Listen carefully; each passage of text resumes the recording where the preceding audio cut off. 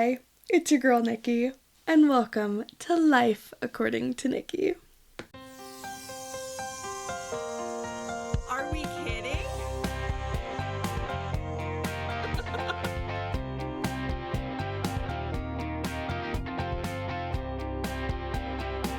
Oh my gosh, I love that.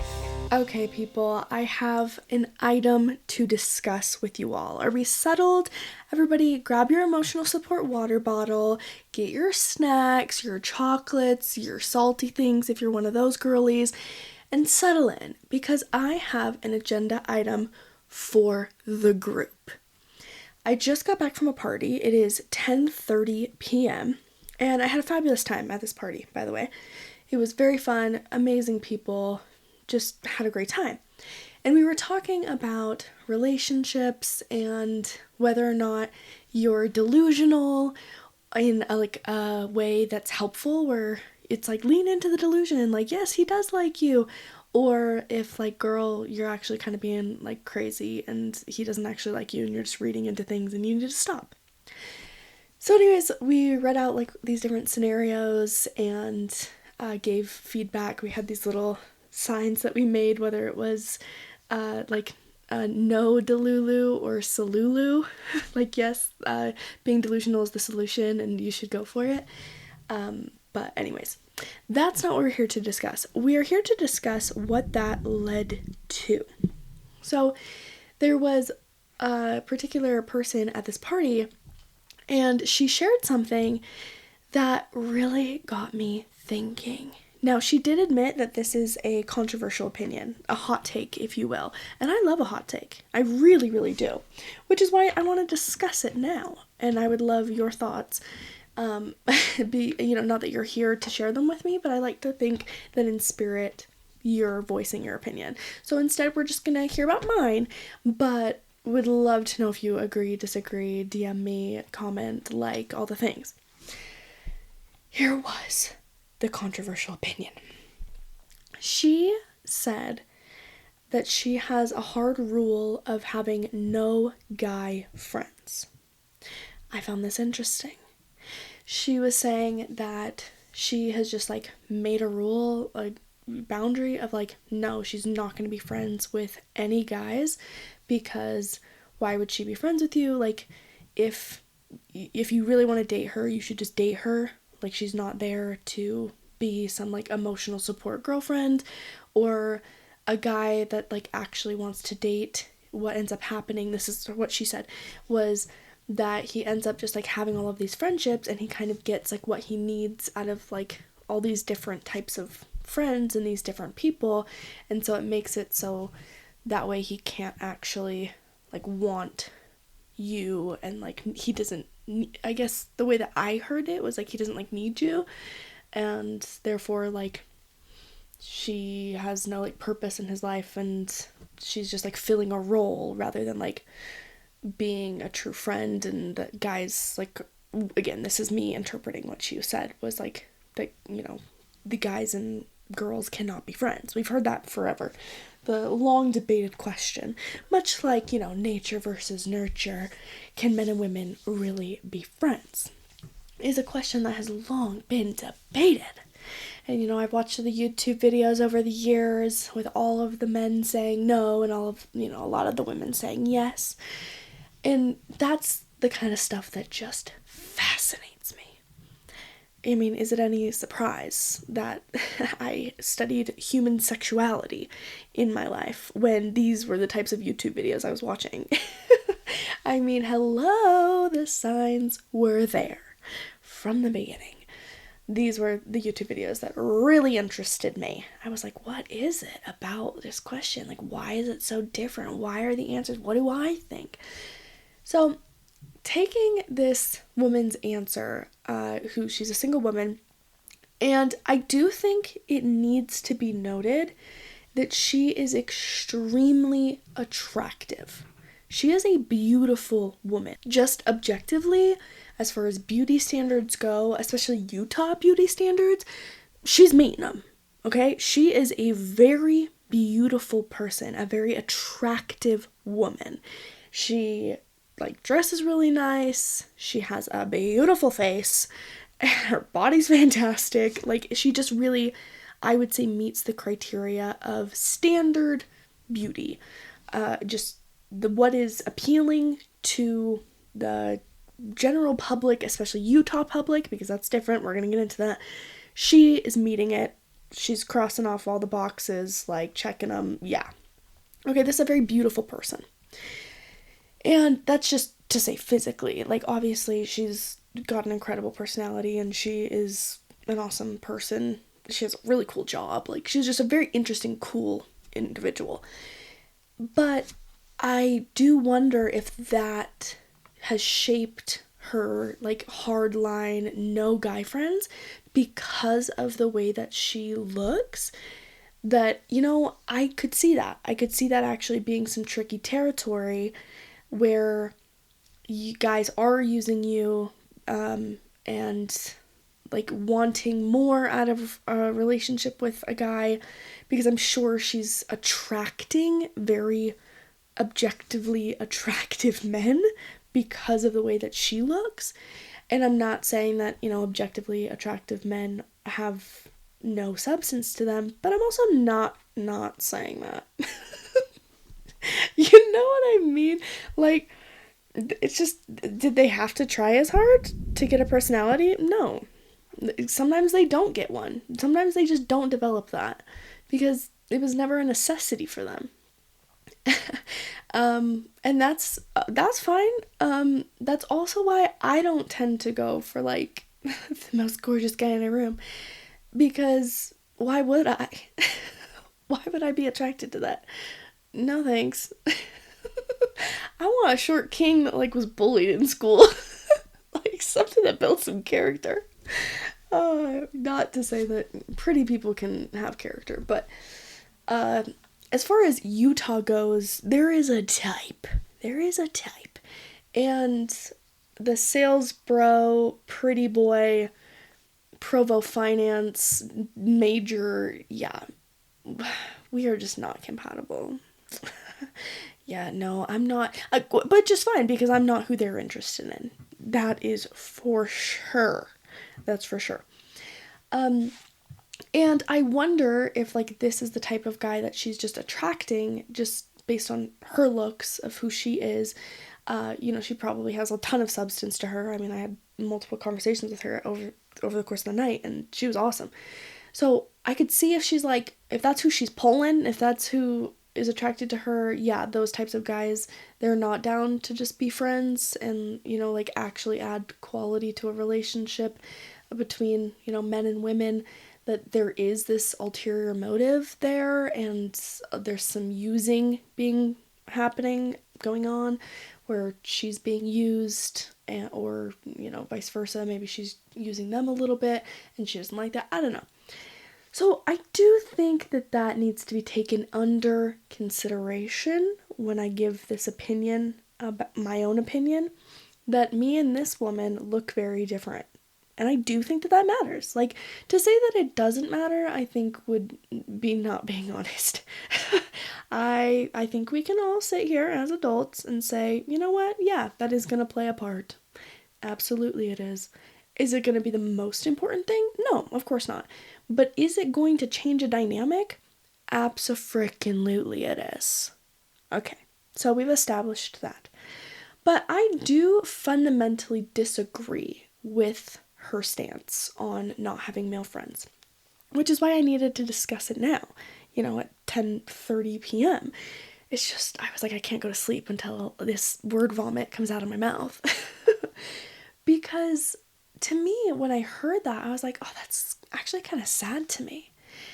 That's kind of heartbreaking, actually. And I think it's heartbreaking from two sides.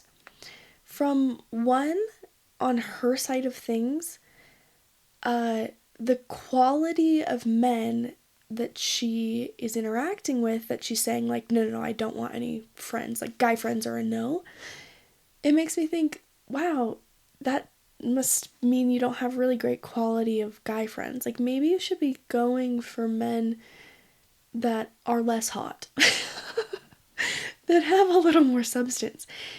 Because I do think just in general that men and women, the way that we think, the way that we live in the world, it is so different. And of course it is, because we live in a patriarchal society. Like, we fundamentally have different power structures that we work under.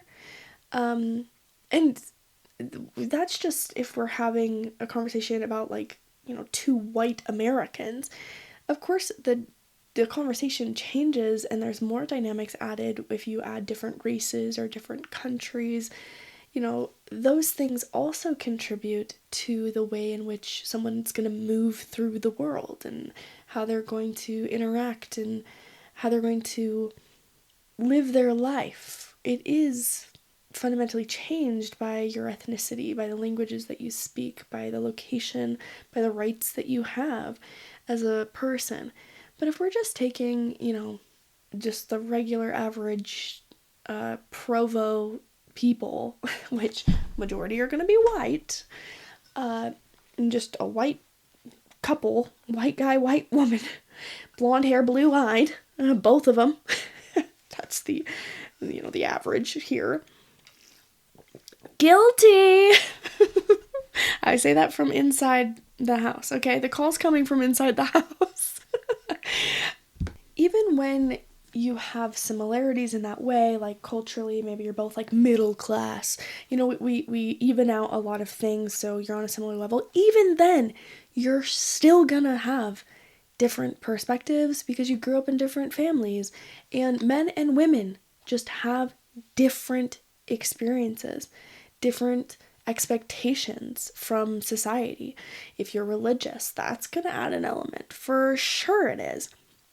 So I think that there is a lot of benefit to just first and foremost having friendships, deep friendship, real friendship with someone of the opposite sex. I think that it adds so much value to life.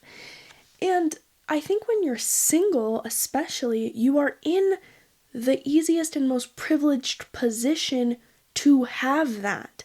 That is accessible to you, because once you get into a committed relationship and like marriage, okay, I do think that those dynamics change, the accessibility to those types of friendships. I don't think that you gotta get rid of your friendships by any means, but there does need to be a shift slightly with, a partner that you're now having in your life, and it doesn't mean that their life like molds into you. I don't know, but that's a separate conversation.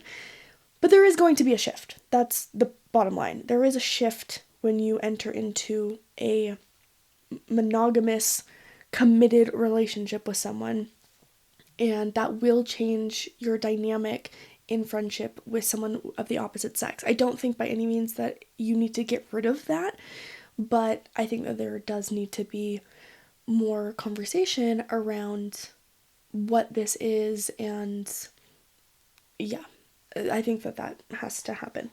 I think it's completely possible to remain in friendship with people, and I think if you actually truly are like good friends, then it's really easy if you pick someone that compliments you and that is a really great partner to you, then why would your friends not appreciate and love them too? Like, why would they not get along? To me, that's like a red flag. If your friends do not get along with your significant other, like, what do you mean? Aren't these the people that like care about you most in life? And if they don't like each other, that seems weird to me. But anyways, that's a different conversation for another time. We're focusing on when you are single. This is the time in which you can absolutely have no limits on your friendships with people from the opposite gender, okay? From the other side of the fence, if you will. Like, girl, why would you not want to have that? That doesn't make a whole ton of sense to me. It does on like an intellectual level. I'm like, yeah, okay, I get it. A lot of times we do not have the capability of having mature adult relationships because we were never really taught that. And I do think that this is more of a Utah specific issue, if I'm being so honest, because here there is a certain cultural dynamic where it is this underlying expectation that any interaction with the opposite sex is potential for marriage. Like, let's be honest. Like, you have a group of people which fundamentally believe the same thing, which is the goodness of like marriage. And they also, it's very normal for that to happen at a very young age, like in your very early 20s. That's very normal. And to like find your lifelong partner and like have short engagements and just like get to know this person on like a very rapid level, like all of these things culturally are very normal. So there is kind of this expectation that's always there that, you know, anyone could potentially be your future spouse, and like this person I can't just date casually because like where is this leading? What could this lead to? And it should be leading to marriage. There's also that like expectation there of like should. So I think that is to our detriment in some ways, in a lot of ways actually, because then we only view each other as valuable if we have a sexual attraction to each other. I think it makes it so we really don't see each other as people. Really. We just make it into this competition of, are you sexually attractive? If not, no thanks. Could I see you as my future partner? If not, no thanks. And I just think that that's such a limited way to live life. And if that's your goal, like obviously if marriage is your goal, fully support, but to say that you then can't have just relationships, that you can't gain anything from being in a relationship with someone from the opposite sex, that the only type of relationship that you're willing to enter into with someone of the opposite sex is strictly romantic, and that would have to then lead to marriage. I just feel like you're not giving yourself the chance to fully develop as an adult, as a mature adult in the world, to be honest. Because, girl, you leave this state, that's freaking insane. Like that you can't have like a normal interaction with someone of the opposite sex without it, I don't know, having some sort of sexual charge to it. That somehow like that person's like not valuable to you, or like you can't be friends with them, or you don't even want to, because it's not going to lead to anything romantic. So like therefore they have no worth.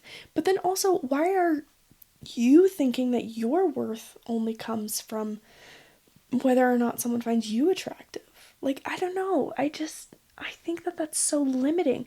And if you leave this country, like when people that I've met them, they find out like that it's very normal to be married at 20, 21, 22, 23, 24 years old. They're like, what? What? It's not until 30 that people, you know, outside of not only the church, but even just in society and the world, where they're like, okay, yeah, like in my 30s, I think I want to start like dating maybe to be serious now. Whereas here, like you're on your fifth kid by 30. It's just different, and I think there's a lot of beauty in it, but I do think it's kind of given us this warped sense of relationships, especially for adults and like single adults. And look, I work with couples. That is my job. That is my career. And the way in which they fully rely on each other to like fulfill these needs that they have, it's not healthy. In fact, it's detrimental to their relationship, because she doesn't know about her own sexuality, about her femininity, about her power as a woman. She just expects him to, you know, make her feel like a woman. And then he also doesn't know how to have a mature relationship with his own masculinity, with his own emotions, that he only feels like he's allowed to be emotionally vulnerable with a woman, and therefore he has like very limited types of emotional intimacy with his men in his life, and therefore he puts all of his emotional needs on her, and it just causes so many problems because you can't fulfill those needs for each other. That's not for the other to fix or to hold, really. That's something you need to figure out on your own. And then you can come as two whole beings and be collaborative, and you can learn from each other. But as Dr. Jennifer says, you know I love her, Dr. JFF, when you need someone, you cannot choose them, you cannot want them. So if you need something, you're not actually making a choice. But when you don't need it, when you're like, no, actually I like have this confidence on my own, and I know that my worth doesn't come from whether or not you find me sexually attractive, well then I can choose to see you as a whole person, and I can also choose to be seen as a whole person as well. I can choose to see what perspective you have and value you as a human being in the world. And I can choose to have differing opinions from you and like learn from yours, and just enter into that space of being able to be in front of someone who is very different than myself. It's easy to get a room full of women to agree with me, on certain things, but sometimes it's like men just do not have the same way that they look at things. And I feel like that adds so much value to my life, to hear what they have to say. And this also might be coming from, I was raised with only like boys. Like I'm the only girl in my family. So that dynamic of us just being different people is something very normalized to me. So I do think that also contributes to why I feel this way.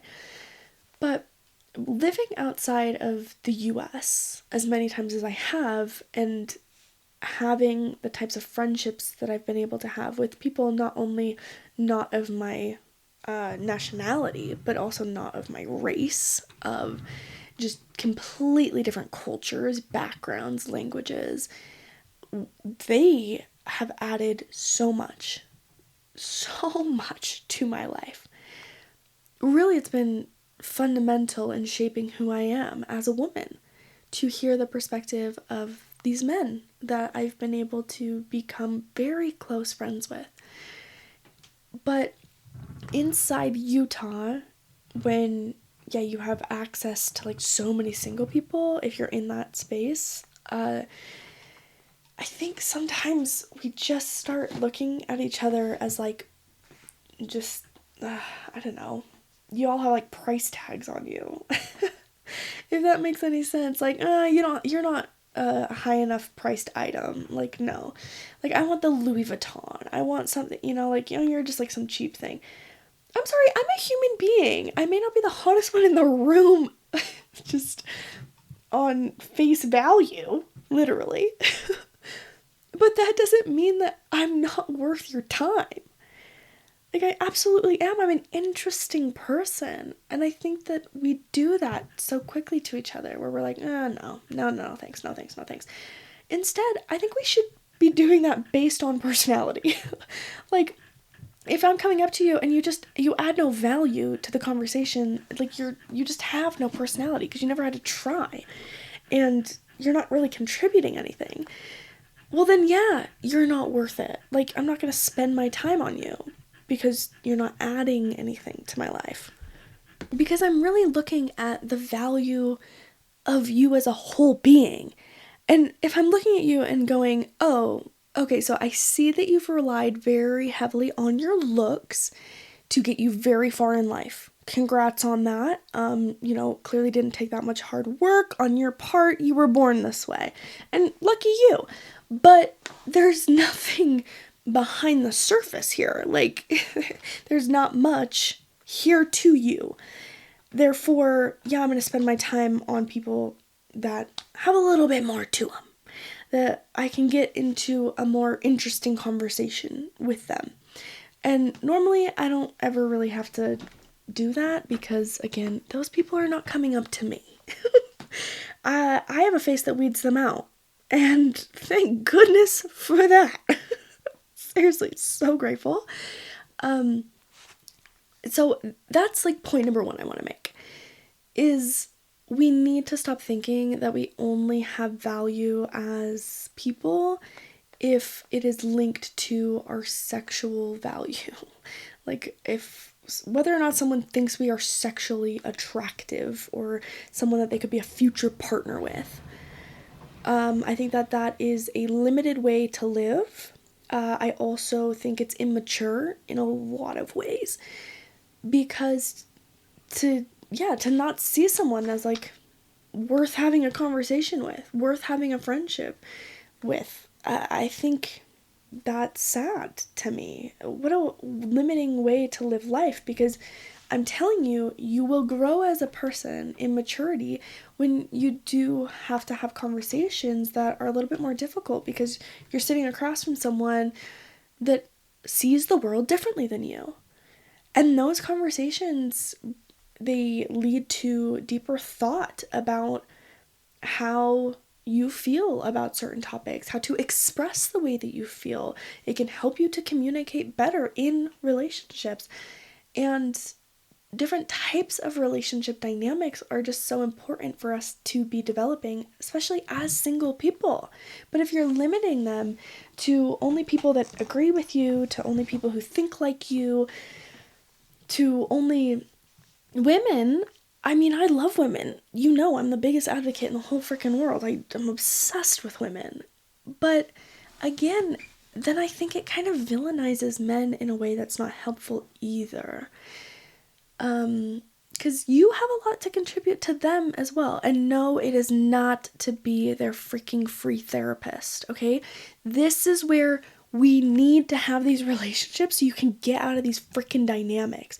Okay, because if it's the normal dynamic that I see far too often, where you have, you know, a group of some guys, some women, and they're friends with each other, but really the women are just like these emotional support beings for the men, because they've only ever been able to be vulnerable and express their emotions with women, because they've never learned how to do that with other men.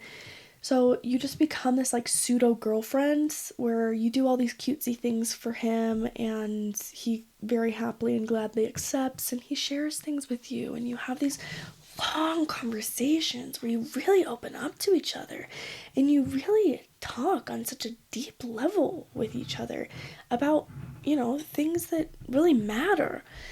And then all of a sudden you're talking all the time, or you're having these deep conversations consistently.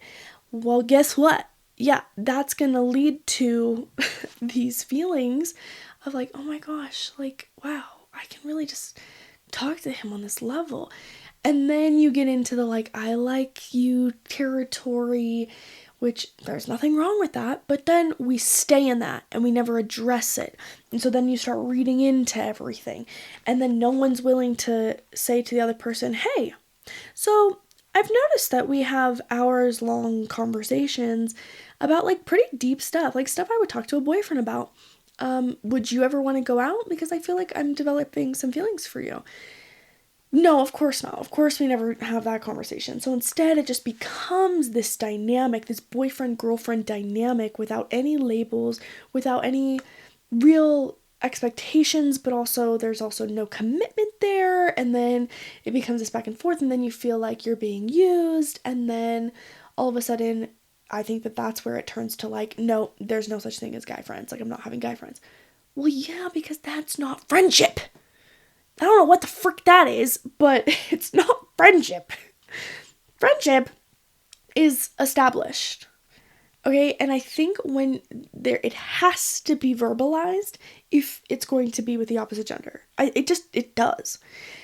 Because at least in this place, in this town, if you are in this county, you do need to verbalize, like, hey, I'm interested, or I'm not, or I don't want to be.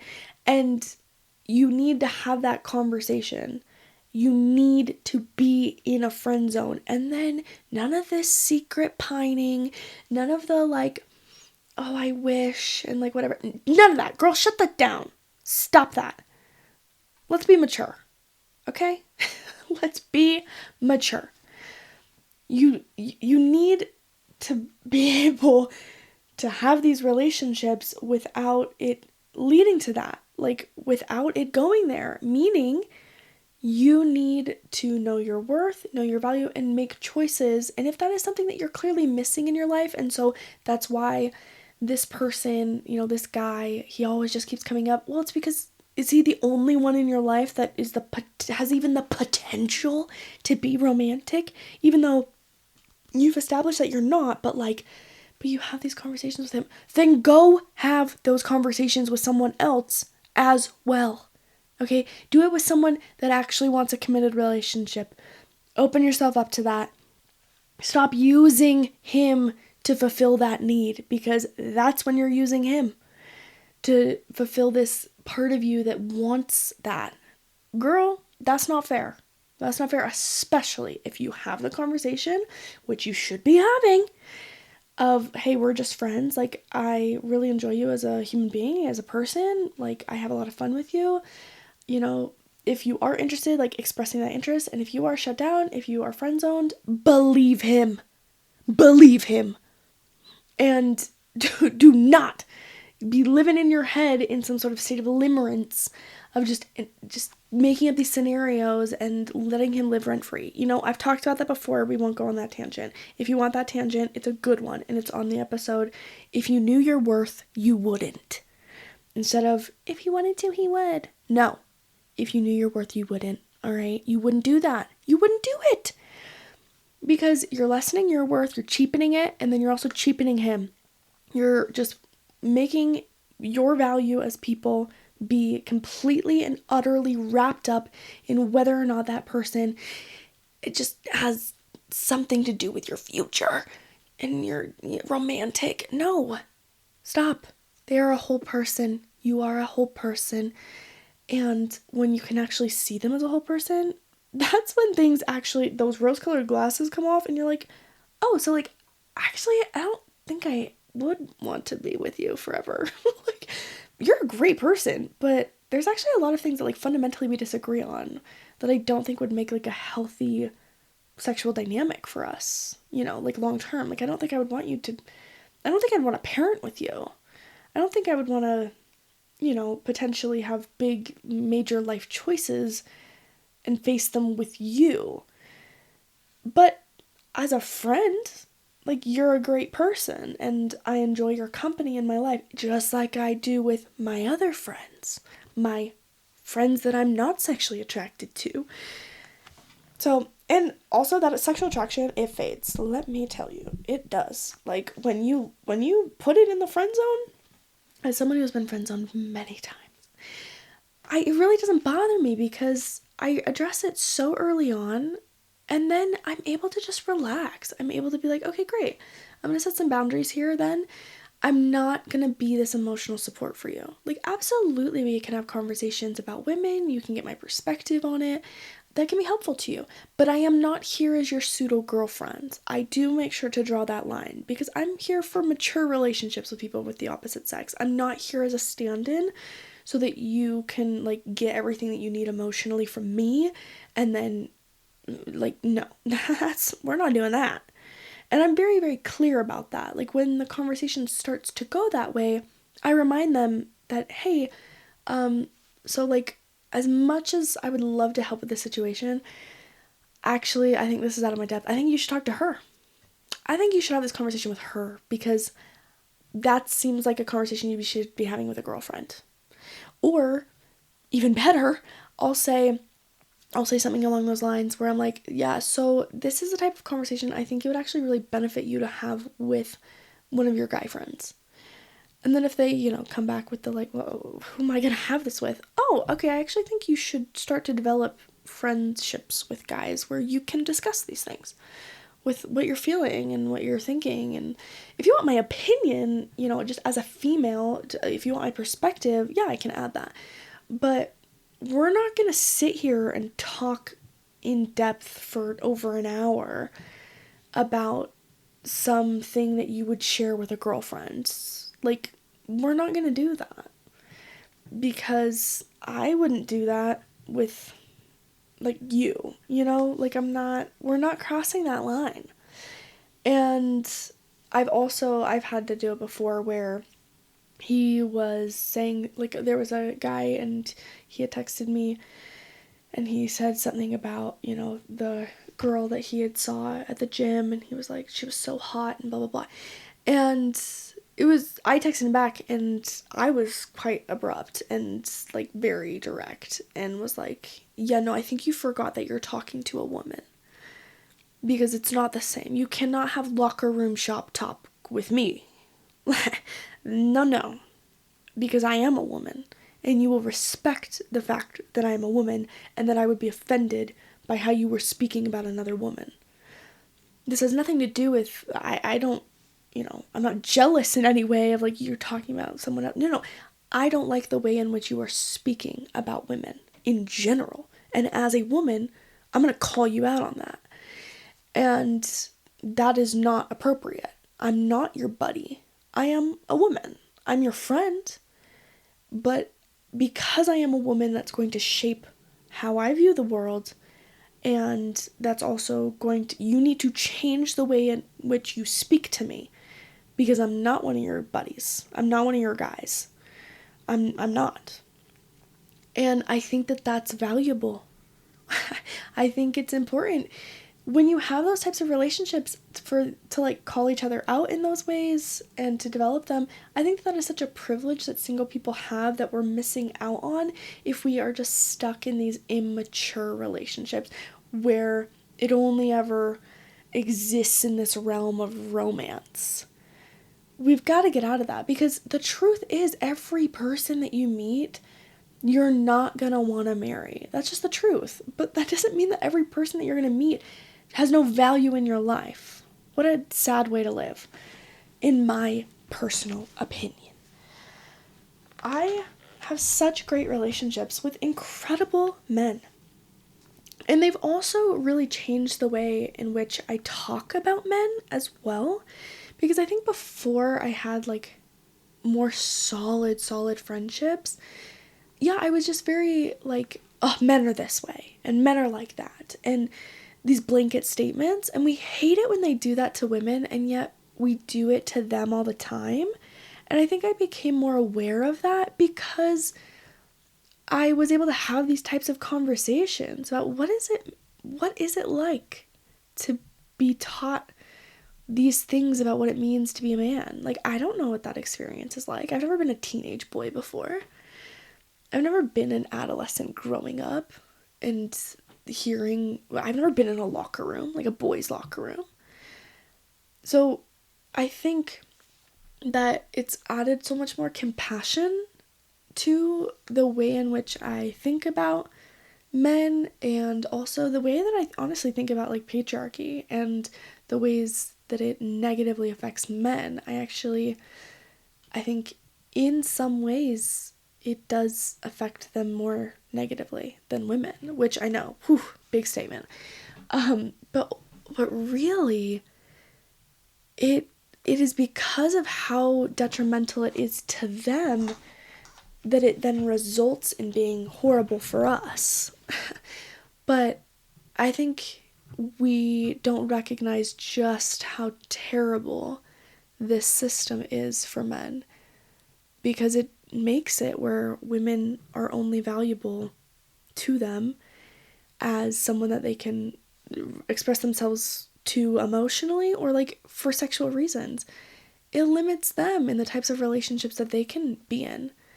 And when we perpetuate that, when we buy into that as women, oh man, I think it weakens us all. I think women are so strong and have so much to offer, and we need men to have better relationships with other men. We need them to figure this crap out. But I don't think that they can do it alone. I think we do need to be partners in this. And we need to recognize the ways in which we as women can put them down as well. And just in the same way that it's so obvious to us, like the ways in which men hurt us, because duh, I could preach about that all freaking day long. But I think it's in having male friendships, in being someone that is surrounded by men in my life, like my brothers, that all of a sudden it's made me change and say, like, okay, maybe I'm not the only one being affected here. Maybe actually it has to start with them if there's actually any change that's ever going to happen for women, because they're the ones that do hold the power, but this power is crushing them just as much as it's like silencing and stuff us. I think in some ways men are more silenced than women in some societies. I would definitely say in like a Western society for sure. Now, of course, you have different countries and things where women are quite literally silenced. So, but the system itself, I think, is made to oppress men, and then when they're oppressed, like, that obviously affects women because we have less power. But again, we're getting off track. I think we should have male friendships. I really do. And I think it takes a certain level of maturity to enter into those relationships, to be able to set boundaries, to be able to communicate, to take in a different perspective, to share yours. I think all of that adds so much value to us as people, and especially as single adults. You are in the best possible position to do that. But yet we don't take advantage of it because we've made it out to be this very transactional thing. But in both ways. We view ourselves as transactional, as only having worth if we're bought, if someone buys into our sexual appeal. And we only view them as, we are only looking at the price tag. Like, no, we gotta stop doing that. We gotta stop. And I do think that is coming from a place of privilege in some ways for me to say, because I'm not really being offered a bunch of halfway types of relationships from people. Like, no guy's coming up to me to like use me. I'm not the girl they're going after. Whether it be looks, whether it just be my general personality, the loudness, the frankness that I have, okay? It's just a natural deterrent to those types of men. And I know some incredible women that are so stunning, and they too are outspoken and incredible, but let's be honest, they're really hot. And so, yeah, they're gonna attract the men that are, they're just there for a good time and a long time, which, yeah, those are not the types of people you want to be friends with. That I think we can all agree on. That's not a valuable friendship there, because it always has this undertone of this is actually some sort of transaction, and like sexuality is a thing being traded.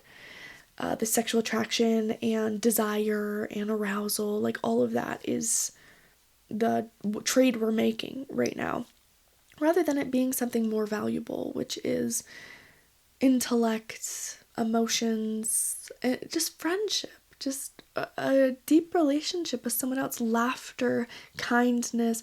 I think that those are far more valuable, and I think that there is so much to be offered from men and women, and when that transaction is made across, like, I think it is so beautiful, and it's awesome. I love having male friends. I really do. It's added so much to my life. I think I've said that like 12 bazillion times, but you know what? It's late. Okay. What did you guys think? I would love to know your thoughts. Like, do you think, can men and women be friends? I also think the older you get, the more you need that, you need to be able to have those types of relationships. I think it'll heal a lot of the world as well to be able to have like healthy relationships with men, and to expect respect and show it and give it, and yeah, and expect it back, like, in believing that men are capable of that, rather than saying like, oh no, they can't, like they're not. Again, we're just brushing off these blanket statements that we are just categorizing all men as being like terrible, horrible, when, okay, that's just not true. Like, there are some incredible guys, and then when they're friends with you, that's when you can actually make a change. Because when you have these types of conversations, which I've had so many times, where, I'm like, hey, look, like, you're an incredible person, you're a great guy, you're a fantastic guy, but as a woman, as your friend, it is not enough for you to just be a good guy to me and to just the women around you. I need you to stand up to other men. I need you to do that because you are the only one that can. I can't do it. I am at so much more risk, and I will not be heard. I will not be listened to. It will not make near enough difference as you, as a good man, as a good person, as a good human being that knows right from wrong, that is able to maintain healthy relationships with women. You now need to take what you have learned from us as women, go apply it to your bros. And they do. Like, I think that that's the value that we can add, is it wakes them up a bit to, this is a problem. I think they're very aware of it, but they think that, oh, just because I'm not participating in it, then, like, I'm a good guy. No. Yeah, that's not enough. That is not enough. And as your friend, as someone who you care about, when I'm saying that to you, it matters. And so the men that I've had in my life and my friends, when I've been able to have these conversations and like see that click for them, see that perspective change that I've now brought to them, they are now able to go and then make the difference that I need men to make in the world. And it makes me so happy to know like that's coming from my friend. Like, that's someone that I trust with this, to really stand up for women, because I know him and I know these guys and I know the goodness that they're capable of, and helping them, making them aware of the ways in which they can help women because they are kind and they are amazing, and showing them that, like, yeah, you need to now do that with your boys, and you need to be able to have emotional conversations with them, and like, then they have to be able to fix themselves, right? Like, but I don't think that that's ever gonna happen without our help. I think we need to do this in teamwork. Like, it has to be solved on their own. They need to go into their groups of men and like have these conversations and stuff, but we can help give the context to it. We can help talk about it in the same way that in being friends with them, I'm able to now go to my girlfriends and be like, hey, like, maybe that's not a complete fair assessment of saying that like all men are like this in this way. Like, let's, instead of just looking at a behavior, let's look at the system that creates the behavior. And in what ways, we know very clearly what ways it hurts us as women, for sure. But in what ways is it hurting men? And what are we going to do about that? Like, how can we help? I think that is what will actually change the world for better. I don't think separation and drawing lines and saying no, I can only be friends with you if we're going to be romantic. I think that that's not the right way. I just don't. Sorry to this woman that I disagree with. I fundamentally disagree.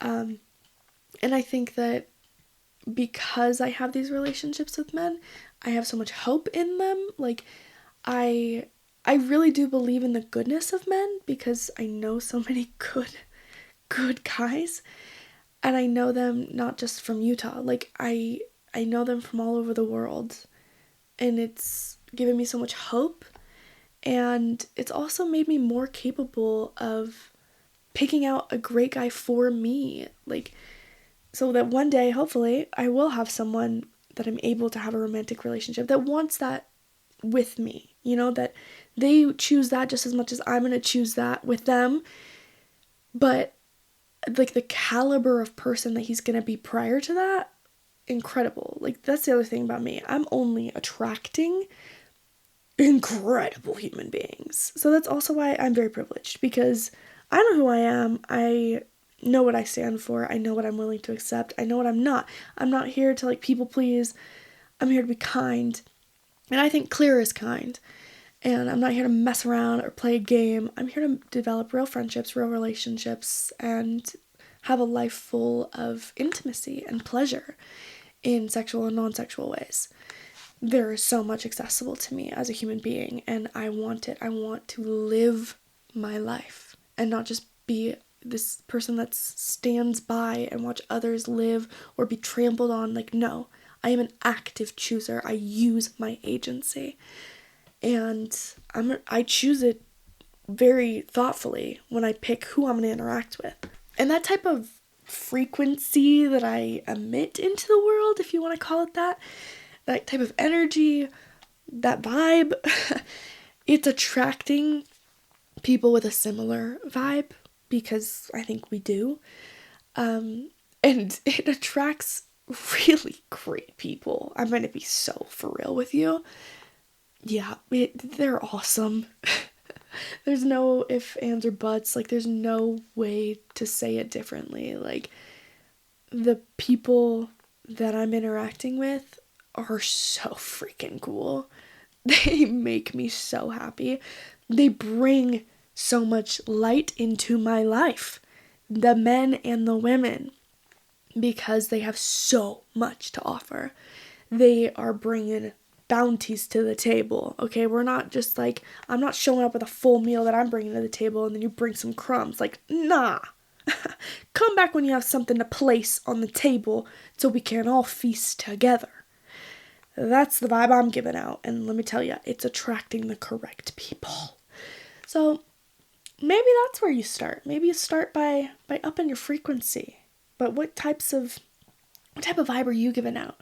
Are you just like people pleasing, and are you just like shutting everyone down, or you're only thinking of yourself as valuable if someone finds you attractive? Like, I would question those things. I would start to like poke at that and be like, what is this doing for me? Is this helping me? Is this keeping me away from developing like relationships with people that are different from me? Or is it keeping me with people who are the same? I mean, the vibes in which the frequency, like the types of people that I'm drawing in are the same. Like, they're just like incredible caliber of people. But I will say the diversity in those people is also very wide. Like, I cast a wide net, and therefore I get them people who are just so freaking cool.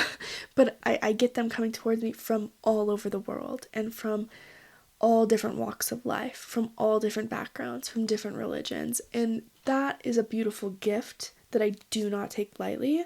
And I have had a very incredible opportunity to have that multiple times by living outside of the US. So I'm also privileged in that way, where I've had greater exposure to different types of people who think and believe so differently than I do, that were raised completely differently than me, in different countries, in different climates, in different political, governmental, like, places. Like, it's all different. It's different.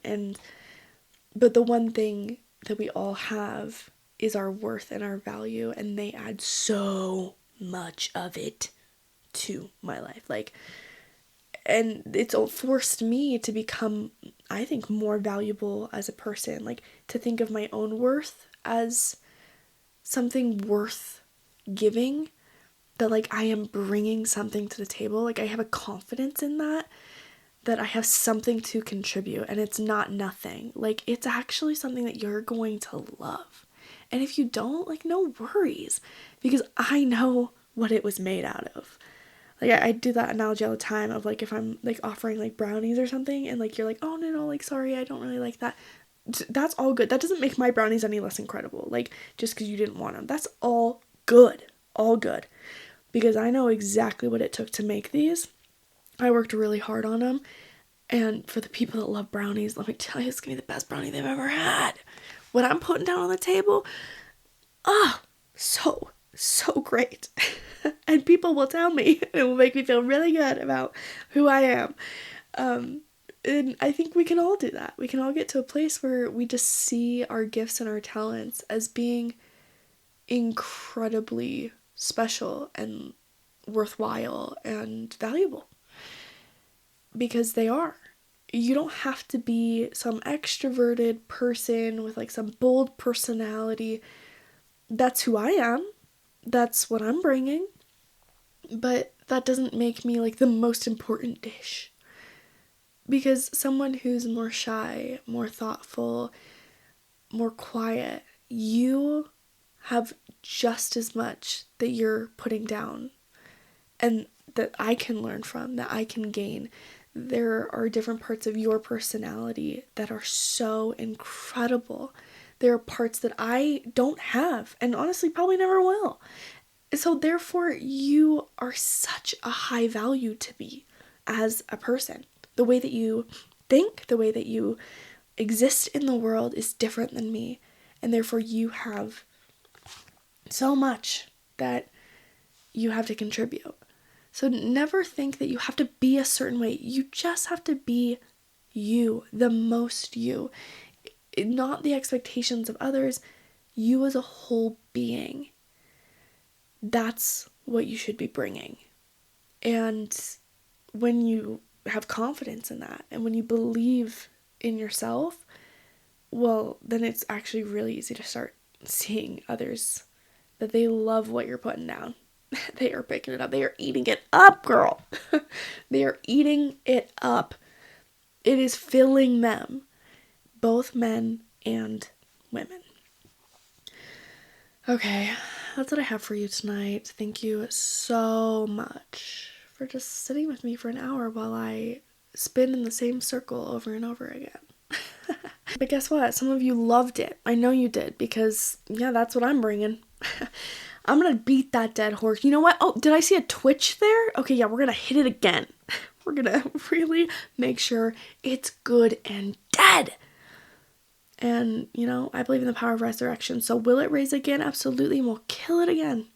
We will beat it, and way past the point that it needs to be talked about. Because I love it. And you clearly do too, if you're here.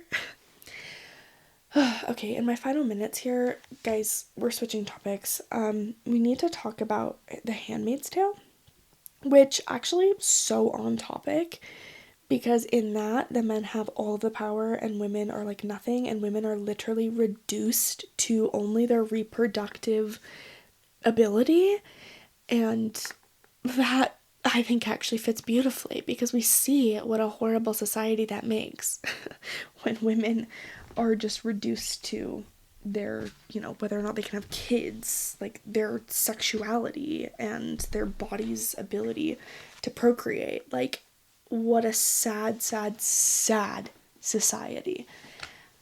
Yeah, no, I think this is the extreme, obviously, but, you know, I think it starts with, we need to be saying we should be friends with, men and women should be friends, especially if you're single, in the easiest position, yeah, we should be friends. But anyways, The Handmaid's Tale. This has been my latest addiction binge watch. Oh my gosh, you guys.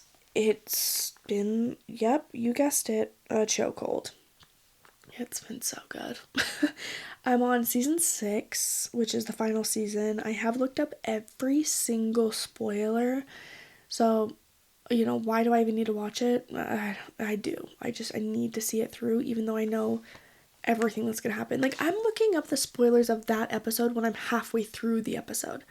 My ChatGPT history is just nonstop. Like, what happens here? What happens with this? What happens with this? Could I just watch it? Sure.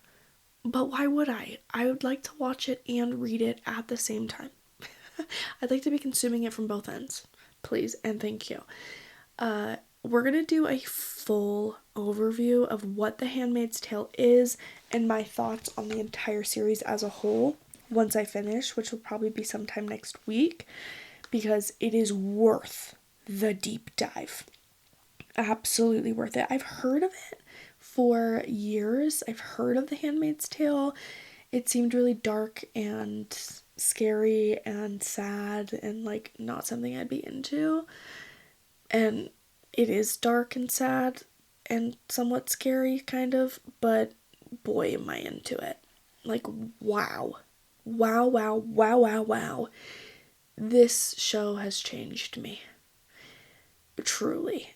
And I think in a good way. Like, I think it's a powerful story. And we're going to talk about it. We're going to do a whole breakdown. So, there's your tease for anyone that has not seen it. I finally joined the club, and it's been phenomenal. I cannot wait to see how it ends. Even though I know how it ends, I can't wait to see it. Alright, I'm looking through. Have I watched anything new since we last spoke? No, I don't think I have. Oh, that's a lie. 40 Dates and 40 Nights. It was a meh for me. Great acting, like, I didn't mind it at all. There were so many camera problems with it, though. Holy crap, I couldn't shut up about it. Like, if you were watching this movie with me, yeah, there were so many of, like, the in-between shots where I was like, what are we doing? And the music was horrific. Terrible. Terrible, terrible, terrible, terrible, horrible. I need more adjectives. It was awful. I hated the music. It was some of the worst music I've ever heard in a movie. It was so lazy. And then it was like in weird spots too. Like there were just like so many times where there was no music in the background. And then when they would bring it in, the same 4 freaking notes played over and over again. Are you kidding me? And this is the stuff like people don't pay attention to. So they're like, Nikki, why are you so upset? It's like, lock in. Okay? Pay attention. Because this stuff is going on in the background and it's affecting my viewing experience. And the music greatly affects it. Let's talk about good music in shows. Some of the best music is by far gonna be found in, oh my gosh, what is it called? I'm thinking of it right now. The main girl's name is Maddie. School Spirits. School Spirits, especially the latest season, which I think was season 3. Hold on, let me look this up. When did I watch this? Yeah, season 3.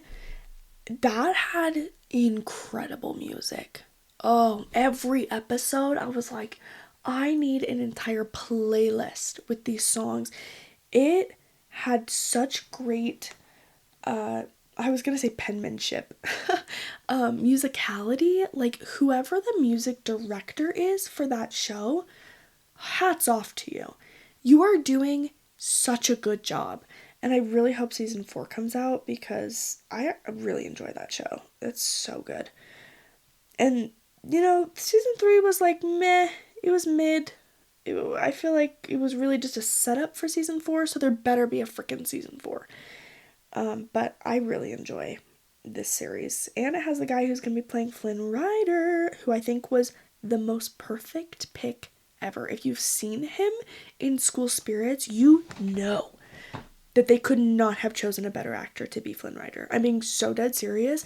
I am convinced that this is actually going to be good because we all know I hate the live actions. I think they are an abomination. I will not be seeing Moana. Absolutely not. No, thank you. But I will be watching Tangled because of him. So please, please, Disney, don't do what you've been doing. Someone needs to get in here and direct it. The same person and company that did the Cinderella one, which was not Disney, they need to be taking over again. They need to be taking over and doing these because once Disney got their grubby little hands on everything, they ruined it. It's just the worst. Snow White sucked. But Belle, I know a lot of you liked the Beauty and the Beast. No, it wasn't that good. And I love Emma Watson. I'm a big fan. But no, that one wasn't good. Aladdin was stupid. is there any others? Don't even come at me with the Lion King. Shut up. The Lion King was not live action. Was there a real lion? Then no, it's not freaking live action. What do you mean? It was just a different animation. It like what? It was not live action. What is the definition of live action? Because I feel like we're calling it the wrong thing. Unless there were real lions talking, it's not live action. Don't even come at me with the Lion King. Didn't they do another one like that where it was like an animated one that they just made more animated, more lifelike animation? And they were like, it's live action. What the? That's not live action. But anyways, School Spirits, incredible soundtrack that really just, it enhances the show so much. But 40 Dates and 40 Nights, whatever, that one was dumb. It was dumb. It could have been cute. I liked the relationship between the two of them, like the main leads. The plot of it, sorry for those that have not watched it, let me give a little plot summary as we end here. The plot summary is you have Leah and her grandmother. It offers her a deal where Leah needs to be able to pay her rent because I don't remember what happens if she doesn't get fired, but her roommate moves out, so now she can't cover the rent for her lease. So her grandma tells her, I'll cover the rent because grandma happens to be rich. I'll cover the rent, but you need to go on 40 dates and you to fall in love. And she tells her, that you can't just say that you fall in love on the third date. No, you need to do all 40 dates. Which, okay, that's a fine plot, whatever. She goes to the same restaurant over and over again, and there's this weird dynamic with the waiter, which isn't developed enough to be good, but it also, it's just weird and awkward. It's not as funny or great as I feel like it could have been. So she goes on all these dates, and on date 20, she meets this guy, and they have a terrible time. They do not hit it off. They have very differing opinions. And the date ends, and she's upset. And so they both end up at the same bar right after the date, and then she, throws her drink on him because she was mad because he's just the worst. They clearly, they didn't understand each other. They were miscommunicating. And then, all of a sudden, he is everywhere. He is some person that, it doesn't even really explain his job, but he's, pitching whatever his company is to her company. And her company, I think, is, an advertising company. She does artwork or something. Clearly, I was very invested. See, this is the thing. It's, none of this was fleshed out enough for it to matter. So, basically, they start seeing each other quite often because he's coming into the office. At one point, this is where my beef is, because they just had these sideline plot things that they never do anything with. There's this one time where he's upset because, he wants to tell her that he has started to have feelings for her, but she keeps going on all these dates, and he understands, she made this deal with her grandma, but what about him? What about his feelings? And he's sitting down at the piano that he has, and he's playing the piano, and then he asks her at one point, what's your passion? What are you passionate about? And she doesn't have any passions. And so that's kind of the self journey that she's on, is finding her passion, and it's getting back to what she loved, which was doing art when she was a kid. Anyways, it kind of alludes to the fact that his real passion is actually music, and he even says that his job is just a job, that's not his actual passion, his passion is music. Do we ever hear him play the piano? No. We watch him play with some dumb song over top of it, and we zoom out from the window of him in his apartment, reflectively looking out the window while he's playing piano. But is there ever anything else that occurs with the piano? No. Do we ever hear more about his passion and how he's going to go after it? No. What was the point? What was the point of that then? That was so stupid. Things like that piss me off. Then there's this big conflict with the date thing, where, you know, he has feelings for her, he admits it. She has feelings for him, she admits it. But it's like, but I have to keep going on these dates. Girl, what? Talk to your grandma, dude. And then she, like, does. She finishes the dates, but then she's like, I don't know. Like, I ruined it. It's all done. Like, it was just stupid. It was stupid. It could have been so much more, and it wasn't. And that's what made me mad. And thus, it was a meh.